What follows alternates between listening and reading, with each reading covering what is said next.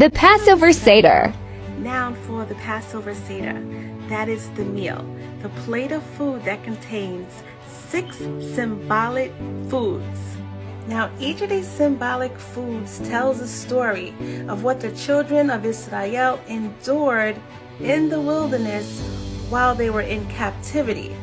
Now, each of these foods and the symbolism behind them would be explained during the Passover meal as you eat them.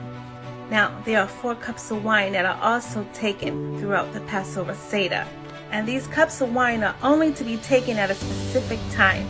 Now, these 4 cups are the cup of sanctification, the cup of plagues, the cup of redemption, and the cup of praise. Now, these cups of wine are only to be taken at a certain time. Now, as for the Seder plate. So here is the Passover Seder plate.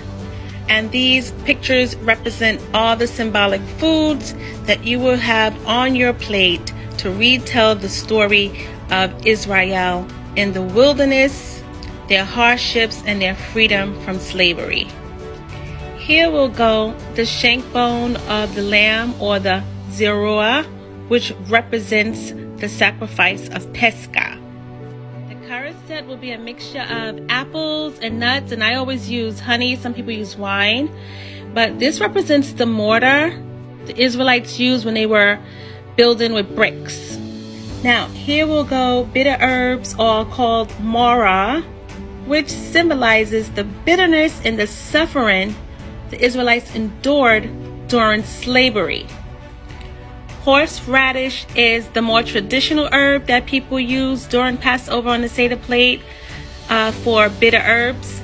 But you can also use like kale or lettuce or any type of fresh green, or you can even use ginger or spicy wasabi. Okay, now the next food you need on your plate is a hard-boiled egg, which is called the beitza. And the egg represents the cycle of life. And the next symbolic food you have on your Seder dish would be a vegetable like parsley, which represents the springtime.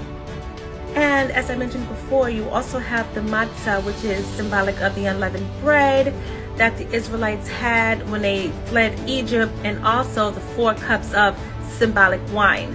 The retelling of the Passover story is told during this Seder meal, and how it points to Yeshua as he also had the Passover meal with his Talmudim on his last night on earth. Oh, I almost forgot. You also must have a bowl of salt water. The salt water represents the tears the Israelites cried during their time of slavery. The table is set, the candles are lit, your heads are covered.